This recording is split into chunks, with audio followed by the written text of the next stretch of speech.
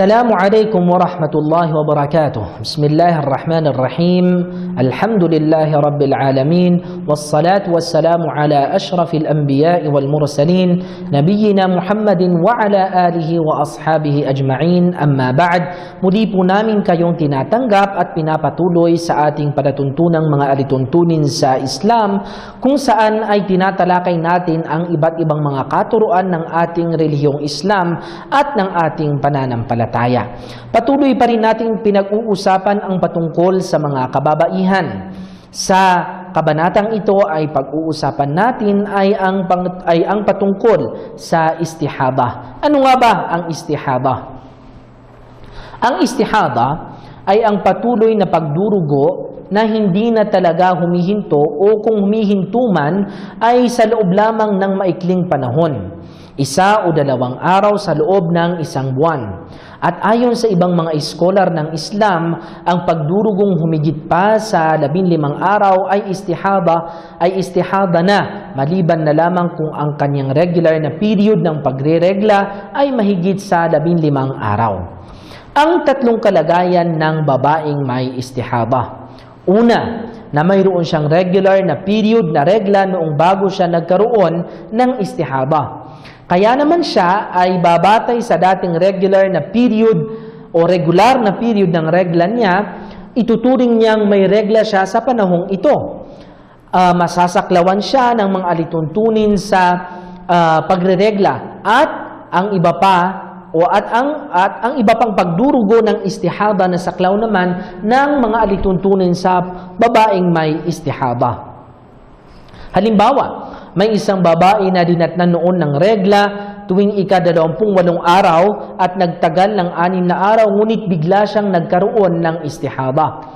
At ang pagdurugo ay patuloy na dumarating. Kapag nagkaganito, ang regla niya ay 6 na araw na nagsisimula tuwing ika-28 araw at ang pagdurugong iba pa rito ay istihada na. Kaya alinsunod dito, ituturing ng babaeng may istihada na dati namang may regular na period o regla na may regla siya na kasing tagal ng dating regla. Pagkatapos nito ay maliligo na siya at saka magsasagawa ng sala at hindi niya bibigyang pansin ang lumalabas na dugo.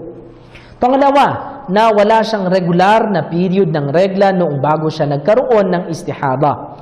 Ang istihada ay tuloy-tuloy na sa kanya mulang noong unang makita niya na lumabas ang dugo sa unang pagkakataon. Sa ganitong kalagayan ay magsasagawa siya ng pagkikilatis. Ang dugo ng regla ay nakikilala sa kaitiman ng kulay o kalaputan o pagkakaroon ng amoy. Kung mayroong kahit isa man lamang sa mga tatlong katangiang ito, ang dugo ay ituturing na regla na saklaw ng mga alituntunin sa regla at ang dugo naman na iba pa rito ay istihada na saklaw naman ng mga alituntunin sa istihada. Halimbawa, may isang babae na mula noong unang makita niya na lumabas ang dugo sa unang pagkakataon ay nagpatuloy na ito sa kanya, subalit may nakikilati siyang pagkakaiba. Isa rito ay napapansin niya na ang dugo sa loob ng 10 araw halimbawa ay kulay itim at sa mga nalalabing mga araw ng buwan ay kulay pula naman. O napapansin na niya ito sa loob ng 10 araw halimbawa ay malapot at sa nalalabing mga araw ng buwan ay malabnaw naman.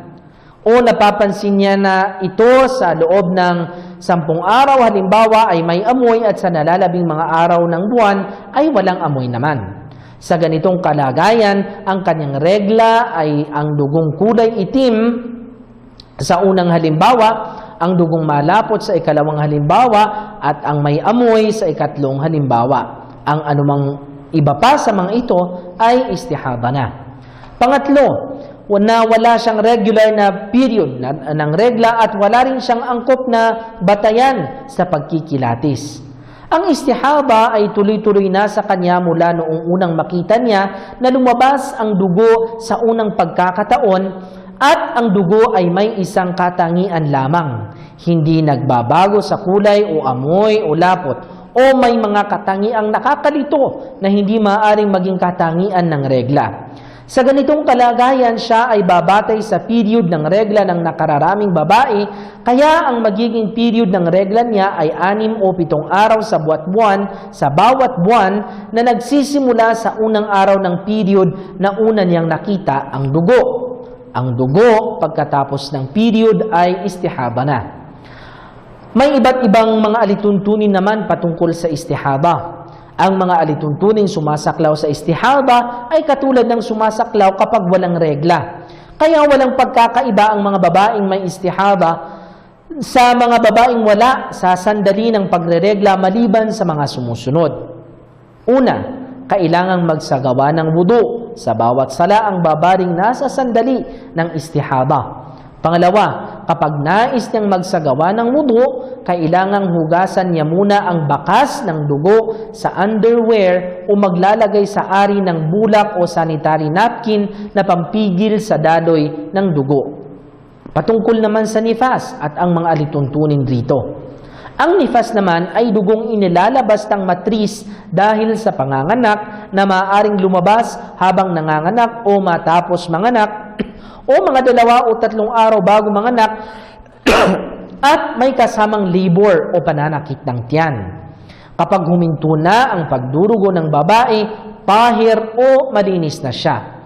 Kapag sumobra pa sa 40 araw ang pagdurugo, maliligo na siya pagkatapos ng ika-40 araw, ika-40 days, dahil ito ang pinakamahabang panahon ng nifas kahit ang pagdurugo ay patuloy pa.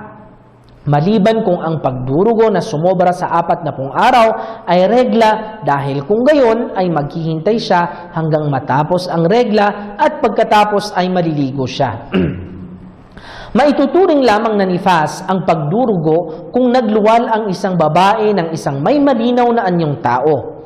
Kaya kung nakunan siya at nagluwal ng maliit na fetus na walang malinaw na anyong tao, ang pagdurugo matapos makunan ay hindi dugo ng nifas kundi dugong galing sa ugat, at ang alituntunin sasaklaw sa kanya ay ang alituntunin ng istihaba.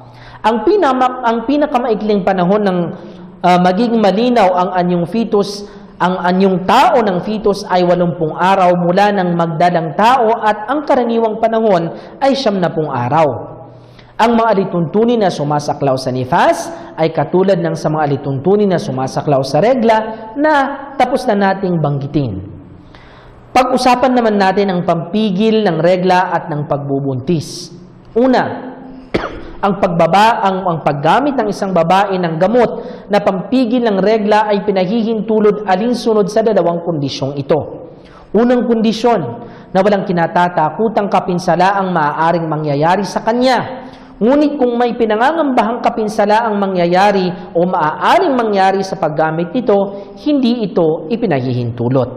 Pangalawa, na iyon may kapahintulutan ng kanyang asawa kung ang paggamit nito ay makakaapekto sa kanyang asawa. Pangalawa, ang paggamit ng pamparegla ay pinahihintulot alinsunod sa 2 kondisyong ito. Una, ang kapahintulutan ng asawa. Pangalawa, na ang layunin ng paggamit ay hindi upang takasan ang mga tungkuling panrelihiyon, gaya halimbawa ng paggamit nito upang takasan ang pag-aayuno sa buwan ng Ramadan, sa ang pagsasagawa ng sala, at iba pa. Ang paggamit ng pampapigil sa pagbubuntis o contraceptive ay 2 uri. Una, ang anumang permanenteng makapipigil sa pagbubuntis ay hindi ipinahihintulot. Pangalawa, ang anumang pansamantalang magpipigil sa pagbubuntis ay ipinahihintulot. Halimbawa, kung ang isang babae ay madalas magbuntis at ang pagbubuntis ay lubhang nagpapahirap sa kanya, kaya ibig niyang limitahan ang kanyang pagbubuntis tuwing 2 taon. Halimbawa, ito ay ipinahihintulot sa kondisyon na may kapahintulutan ang kanyang asawa at wala itong kapinsalaang maidudulot sa kanya. Naway may natutunan tayo sa mga kabanatang tinalakay natin at pinag-usapan natin patungkol sa mga kababaihan. Wassalamu alaikum.